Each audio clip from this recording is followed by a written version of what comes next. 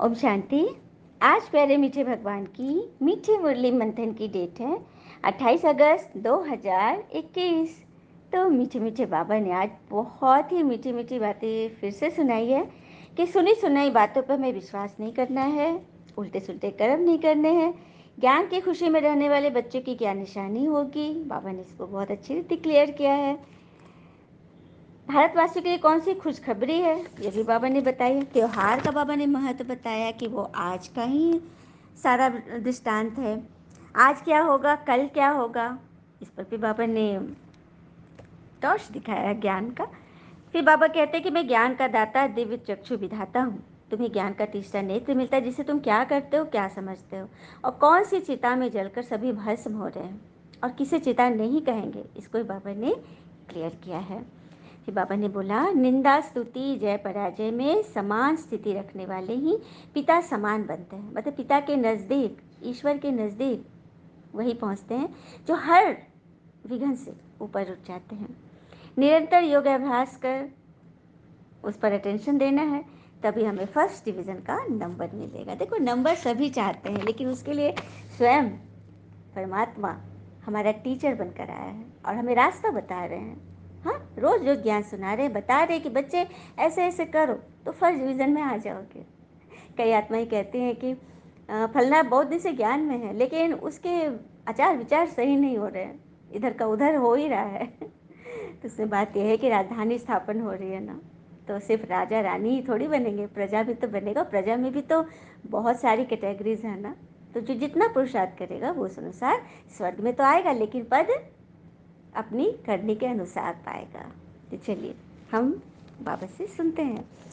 बाबा ने कहा, मीठे बच्चे, सुनी सुनाई बातों पर विश्वास नहीं करो। अगर कोई उल्टी बात बोले तो एक कान से सुन, दूसरे से निकाल दो।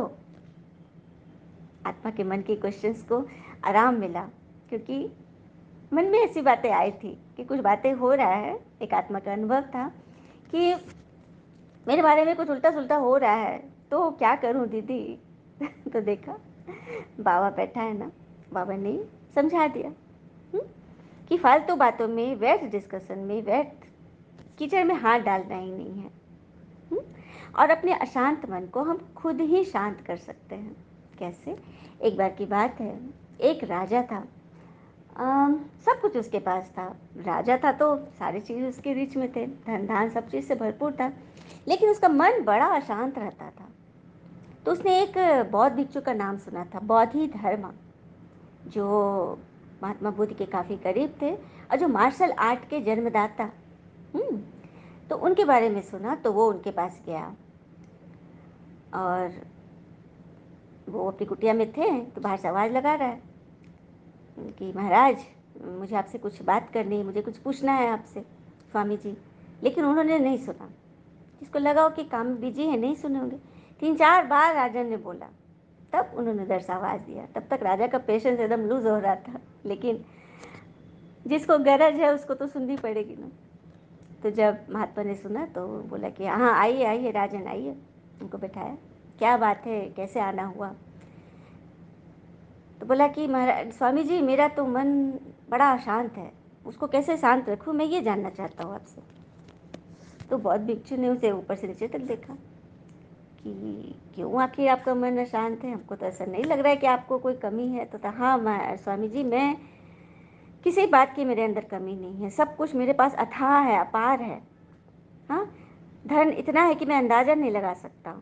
दान पुण्य भी बस चलता ही रहता है, कोई कोई नीडी है तो उसको बस मदद करता ही हूँ, लेकिन फिर भी मेरा मन छोटी सी बात में भी हलचल में आ जाता है, मैं अशांत हो जाता हूँ। क्यों है ऐसा? मुझे इसका कारण जानना है, इसका निदान भी जानना है। तो स्वामी जी ने कहा, ठीक है, तुम कल आना, सुबह सवेरे आना स्नान वान करके, और हाँ, अपने अशांत मन को भी जरूर लाना। तो राजा जब ये बात सुना तो राजा चौंक गया कि क्या कह रहे हैं, लेकिन फिर से उसने पूछा, क्या आप क्या कह रहे हैं, मैं समझा नहीं। तो मैं ये कह रहा हूँ कि जो जिसने तुम्हें तंग किया है, जो तुम्हें शांत करता है, उसको जरूर लाना। तो बोला ठीक है, समझा नहीं, लेकिन वो चला गया कि कल पता चलेगा कि क्या कह रहे हैं स्वामी जी। दूसरे दिन आया तो स्वामी जी ने बोला कि ठीक है राजन, आप तो आ गए, क्या आपका शांत मन भी आया है? तो हाँ हाँ आया है। ठीक है, तो उसे मुझे दो, मैं उसे ठीक करूं। मुझे पकड़ाओ उसे, कहाँ है? तो कैसे बात कर रहे हैं आप स्वामी जी? कल भी आप बोले थे लेकिन हम नहीं समझे थे, मन तो हमारे अंदर है, उसको कैसे मैं बाहर निकालूं? और वो तो मेरे साथी है, मैं उसको कैसे आपको दे दूं? तो अच्छा ठीक है, नहीं दे, अभी नहीं दे सकते क्योंकि तुमने उसे खोजा नहीं है, तो अब उसे खोजो। तो तुम्हारे अंदर ही है ना, तुम्हारा मन अंदर ही है ना जो शांत है। राजा ने बोला हाँ ठीक है बैठो, और उसको ध्यान में बैठा दिए। अब बोले कि अपने अंदर ढूंढो, भीतर जाओ, कहाँ है शांत मन, मुझे उसी तत्क्षण मुझे बताना।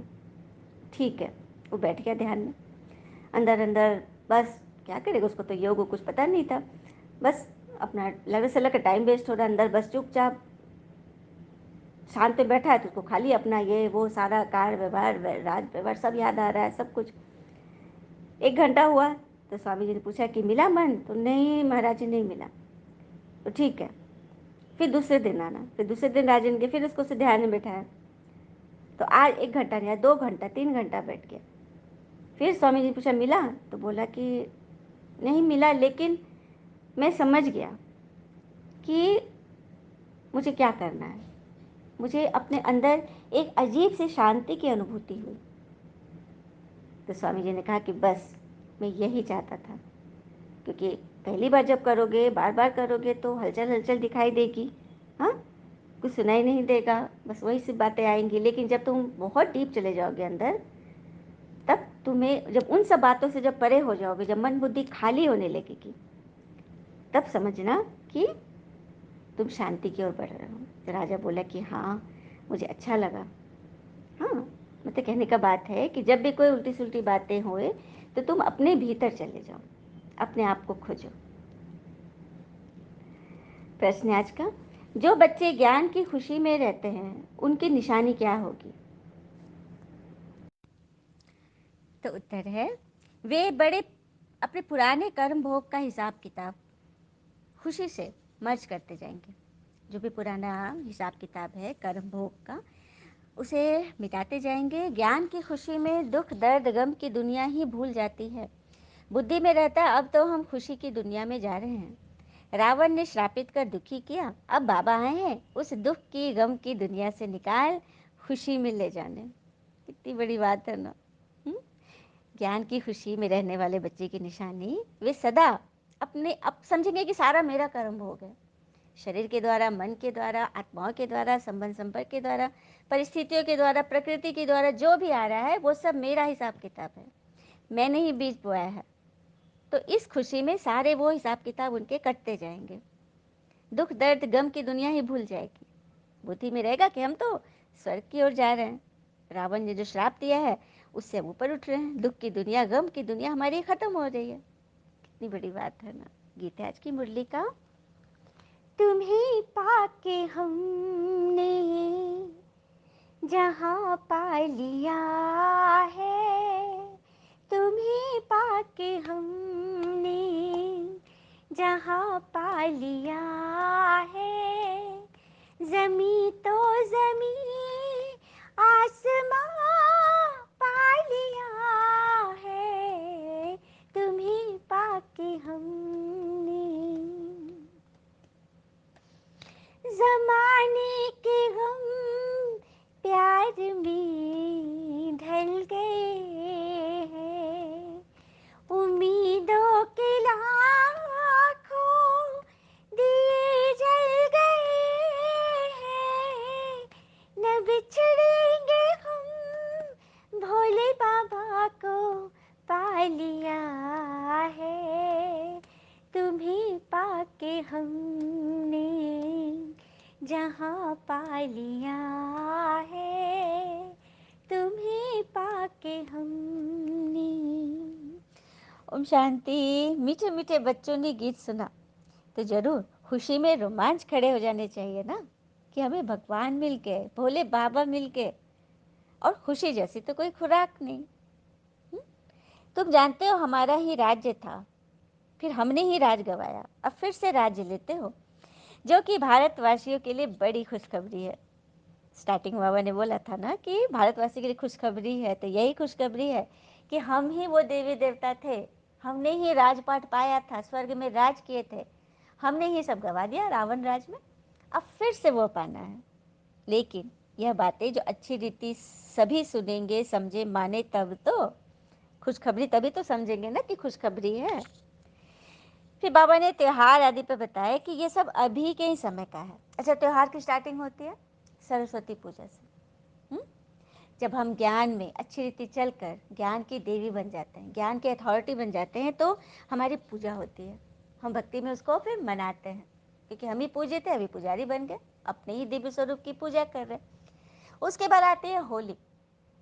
होली में एक दिन पहले क्या करते हैं, होली का दहन, अर्थात अपने सारे विकारों को दहन कर देते हैं, जला देते हैं, और उसके बाद सभी मिलकर परमात्मा रंगों की होली खेलते हैं। रंग अर्थात परमात्मा रंग, 7 कलर से बाबा की जो पूरा बाबा उसकी अथॉरिटी है ना, ये कलर है। बैगनी रंग है सरलता का प्रतीक, नीला रंग है ज्ञान का प्रतीक, आसमानी है शांति गंभीरता का प्रतीक, पीला है पवित्रता का प्रतीक, परोपकारिता का, नारंगी है धीरज का प्रतीक, धैर्यता का प्रतीक, फिर लाल रंग है शक्ति का प्रतीक। हाँ, तो ये 7 कलर्स की हम रंगों की होली खेलते हैं। हाँ, प्रेम सुख शांति आनंद शक्ति ज्ञान पवित्रता से हम भर जाते हैं, आपस में हिल मिल जाते हैं, सारी दुश्मनागर भुलाकर विकार भुलाकर एक हो जाते हैं। उसके बाद फिर आता है नवरात्रि। हम नवरात्रि बनाते हैं, अपने अंदर देवी का आह्वान करते हैं, और अपने ही चंड मूंड महिषासुर रक्त बीज शुंभ निशुंभ बकासुर अकासुर जितने भी राक्षस है वो सब हमारे अंदर ही हैं, हमारे अंदर ही है। वो जो विकार, वो जो व्यर्थ विचार जो हैं, नेगेटिव विचार, वही तो है जो हमें फंसाते हैं, गिराते हैं, रुलाते हैं। तो उनका हमने वध किया, अपने ही अंदर के दुर्गुण को हटाकर दुर्गा रूप में गायन हमारा हुआ। तो जब हम अपने दुर्गुण का नाश कर दिए तब हम विजयदशमी मनाए, रावण को पूरा जला दिया। हाँ, और उसके बाद मनाते हैं दिवाली। घर घर में जब आत्मिक रूप से हर आत्मा का मन जब खिल जाता है, हर आत्मा की रोशनी जग जाती है, तभी सच्ची दिवाली होती है और राम राज आ जाता है ना। अयोध्या में राम राज स्थापन होते हैं। अयोध्या का भी देखिए कितना सुंदर नाम है, अयोध्या, जहाँ कोई युद्ध न हो, राम राज, है ना, तब स्थापन होती है, मतलब स्वर्ग स्थापन होता है। आगे बात समझ में, तो सब इसी समय के है, बाबा ने आकर सब समझाया है। बाकी मनुष्य को अनेक प्रकार के गम है यहाँ, तो इस ज्ञान की खुशी में सारे दुख गम आदि मर्ज हो जाते हैं। जो भी दुख है, जो भी क्वेश्चन है, बस ज्ञान में अच्छी रीति ज्ञान सुनो, बाबा को कोई गीत ही सुन लो, तो सारे दुख कहाँ गायब हो जाते हैं पता नहीं। तो ये बाबा कह रहे। हाँ, और जैसे कोई बीमार ठीक होने लगता है दुनिया में भी, तो कितनी खुशी उसको खुद को भी होती है और परिवारजन भी खुश होते हैं। अब कोई बड़ी भारी बीमारी से ग्रसित है, उसकी बीमारी दवा से ठीक हो रही है, वो एकदम क्योर हो जाता है, तो कितनी खुशी आ जाती है ना, स्वयं की भी और परिवार और समाज सब खुश हो जाते हैं, फ्रेंड्स आदि। तो ही खुशी की दुनिया आदि याद होने से गम की दुनिया तो भूल जानी चाहिए ना। क्योंकि तमो प्रधान दुनिया में भिन्न भिन्न प्रकार के कर्म भोग है, सभी के अपने अपने कर्म भोग हैं, मगर अब बस इनके दिन बस थोड़े हैं, क्योंकि सब कुछ रहते, धन धान्य सब रहते भी, मन से भी जो चिंता, जो क्वेश्चन आ रहा, वो भी एक कर्म भोग है, उसे बचना। बाबा ने कह दिया आगे, देखो कितनी सुंदर लाइन है कि बस अब थोड़े दिन हैं, बाबा धीरज दे रहे हैं, खुशी में सब मर्ज करते जाओ, बाबा और वर्षे को याद करो, उल्टा सुल्टा कोई भी काम मत करो, नहीं तो दंड पड़ता है और पद भी भ्रष्ट हो जाएगा। खुद भी याद करो, औरों को भी बताओ, विघन तो बहुत पड़ेंगे। देखो, बाबा ने कभी नहीं कहा कि मेरा बन गया हो तो विघन नहीं आएंगे, बाबा कहते हैं और ही आएंगे, जास्ती आएंगे। बाकी थोड़ा समय है, हिसाब किताब चुकतू करते जाओ। किसी भी आत्मा के साथ यदि मन फंस रहा है, कोई क्वेश्चन है, तो वहाँ पर कुछ न कुछ आपका कर्ज चढ़ा हुआ है, उसको चुकाने का एकमात्र उपाय है बाबा और वर्षे को याद करो, शुभ भावना देकर आगे बढ़ो, अंधों की लाठी बनो, सबको सहारा दो। फिर बाबा ने कहा आज क्या है कल क्या होगा, तो आज क्या है, कलयुग का अंत है, रात्रि है, रात्रि कलयुग, कलह युग, काला युग। कल है सूरज, सूरज उगने का दिन है सतयुग, स्वर्ग। तो रात दिन का फर्क है ना। तो दिन में है देवताएं, दिन में देवताएं होते हैं, सतयुग त्रेता दिन का समय है, देवताएं हैं। शाम हो जाता है द्वापर का समय, और रात्रि है कलयुग, जहाँ शुद्र रहते हैं, विकारी मनुष्य रहते हैं। और बीच में तुम हो ब्रह्मावंशी ब्राह्मण। एक तरफ कलयुग रात्रि, एक तरफ सतयुग सूरज सुबह का समय, और बीच का समय घोर रात्रि जिसको कहते हैं मिडनाइट। सुबह का समय, रात्रि, घोर रात्रि के बाद जो अमृत वेला का समय होता है ना, 2 से 5 बजे का समय, वो है संगम युग, जिसमें तुम ब्रह्मावंशी ब्राह्मण का राज्य है। लेकिन यह युग किसी को नहीं पता है, क्योंकि सभी सोए रहते हैं ना उस समय। तो अभी सभी अज्ञान अंधकार में सोए पड़े हैं, बिल्कुल ही मनुष्य अंधियारे में है, जिसे घोर सोझरे में ले जाना, उजियारे में ले जाना तुम बच्चों का फर्ज है।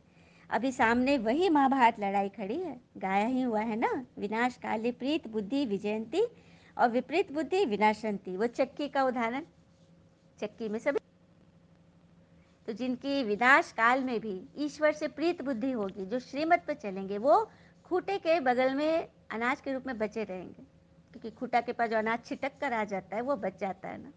तो उसी तरह से खूंटा भगवान है, बीच में जो डंडा रहता है लंबा, उसके साथ रहो तो बच जाएंगे, वो है श्रीमत। बाबा ही ज्ञान के दाता, दिव्य चक्षु विधाता है, जिनसे ही हमें ज्ञान का तीसरा नेत्र मिलता है। आगे तो हम भी कुछ नहीं जानते थे, बाकी सदैव तो किसी का योग रहता नहीं है ना। बाबा ये भी जानते कि सदैव तो योग में कोई नहीं रहते, जिसमें ही माया चांस ले चमाट मारती है। माया भी ताक में है ना, आपके साथ ही है। जरा याद का कहते नहीं, सावधानी हटी दुर्घटना घटी। तो जैसे याद से सावधानी हटेगी, माया दुर्घटना ले आएगी। तो सुनी सुनाई बातों में खास करके फलाने ने ये कहा, फलाने ने वो कहा, उस पर कभी विश्वास मत। आज बाबा ने विशेष वाणी इसी पर चढ़ाएगी, सुनी सुनाई बातों पर क्लियर करने में मत घुसो। विश्वास मत करो, अपना मत बिगाड़ो, नहीं तो माथा ही फिर जाता है। झूठ मूठ की व्यर्थ बातें एक कान से सुन, दूसरे से निकाल दो। बस सब कुछ बाबा को शेयर करो, अपने आप दूध का दूध, पानी का पानी हो जाएगा, जिससे किसी से भी पूछने की दरकार नहीं रहेगी, नहीं जाना है उसमें।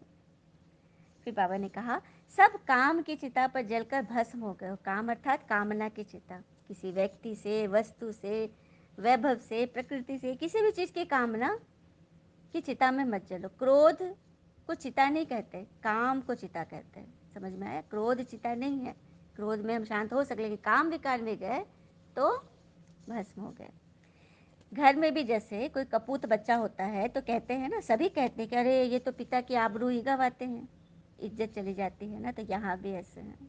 अच्छा, बाबा को नमस्ते। धारणा के लिए मुख्य सार, पहले पॉइंट, श्रीमत पर अपना व दूसरों का कल्याण करना है। कोई कोई झूठी मूठी बात सुनाए तो सुनी अनसुनी कर देना है, उस पर बिगड़ना नहीं है। दूसरी पॉइंट, कभी भी देवता बनने वाले ब्राह्मण कुलभूषणों का नाम बदनाम न हो, इसका ध्यान रखना है। उल्टे कर्म नहीं करने हैं, पिछले हिसाब किताब चुप तो करने, क्योंकि वो हिसाब किताब है। कहीं भी मन बुद्धि फंस रहा है, अटक रहा है, बातें माथा फिरा दे रही हैं, तो वहाँ पर आपका ही हिसाब है। उसको चुकाने के लिए बाबा श्रीमत देते हैं, उस पर चलना है। वरदान है आज का, निंदा स्तुति जय पराजय में समान स्थिति रखने वाले पिता समान संपन्न व संपूर्ण भव। निंदा स्तुति जय पराजय में समान स्थिति रखने वाले पिता समान संपन्न व संपूर्ण बनो। जब आत्मा की संपूर्ण व संपन्न स्थिति बन जाती है तो निंदा स्तुति जय पराजय सुख दुख सभी में समान रहते हैं, जैसे कि ऋषियों का उदाहरण है। गौतम बुद्ध के पास एक व्यक्ति आया, कितनी बार आवाज़ लगाई, वो नहीं सुने, ध्यान में थे, तो उसको गुस्सा आ गया, काफ़ी गाली गलौज करने लगा, बहुत गुस्सा आया। जब गौतम बुद्ध ने आंखें खोली और उसको मुस्कुरा कर उसको आशीर्वाद दिया, तो इसका मन एकदम शांत हो गया और फिर अपनी गलती बताने लगा, मैंने आपको इतनी गाली दी है, आप गुस्सा नहीं हुए। तो बुद्ध ने क्या कहा था, सबको पता है कि तुम्हारी चीज़ थी, जब मैंने लिया नहीं तो तुम्हारे पास ही रह गई ना, मैं ले लेता तब ना मुझे गुस्सा आता। तो वही बात है, निंदा स्तुति जय पराजय में जब समान बन गए, तब समझो कि हम अपनी चरम स्थिति में पहुंच गए, ईश्वर के समीप पहुंच गए। बहुत बड़ी बात है, मेहनत है इसी में। तो दुख में भी सूरत व मस्तक पर दुख की लहर के बजाय सुख की, हर्ष की लहर दिखाई देगी, ऐसा करना है। निंदा सुनते भी यह अनुभव हो कि यह निंदा नहीं बल्कि संपूर्ण स्थिति को परिपक्व करने के लिए यह महिमा योग्य शब्द हैं। वाह वाह वाह। कोई बुरी बात बोल रहा है, ग्लानि कर रहा है, अनशन बोल रहा है, बातें फैला रहा है, उसको भी समझो कि यह निंदा के नहीं बोल हैं बल्कि मेरी संपूर्ण स्थिति ईश्वर के समीप स्थिति की ओर ले जाने वाली परिपक्व अवस्था के ये महिमा योग्य शब्द है। मेरी महिमा हो रही है, मैं महिमा लायक बन रही हूँ जब इसे स्वीकार कर लूँगी। इस पर कोई मतलब हो हल्ला नहीं मचाऊंगी। तो ऐसी समानता रहे तब कहेंगे पिता समान। जरा भी वृत्ति में यह न आए कि यह दुश्मन है, गाली देने वाला है, बल्कि यह तो मेरी महिमा कराने वाला है। सो स्वीट बाबा। स्लोगन, निरंतर योगाभ्यास कर, निरंतर योगाभ्यास पर अटेंशन दो तो फर्स्ट डिवीजन में नंबर मिल जाएगा। और कहते हैं ना, संसार में परेशानी देने वालों की हस्ती कितनी भी बड़ी क्यों न हो मगर ईश्वर की कृपा दृष्टि से कभी बड़ी नहीं हो सकती। तो जहाँ स्वयं ईश्वर बैठ पढ़ा रहे हैं तो कभी भी किसी से इतनी दूरी मत बढ़ाओ कि दरवाज़ा खुला भी हो फिर भी हमें खटखटाना पड़े, है ना। अच्छा, ओम शांति। शुक्र है मीठे बाबा, वो बाबा के प्यारे प्यारे बच्चे। Thank you Baba. All is well always. ओम शांति।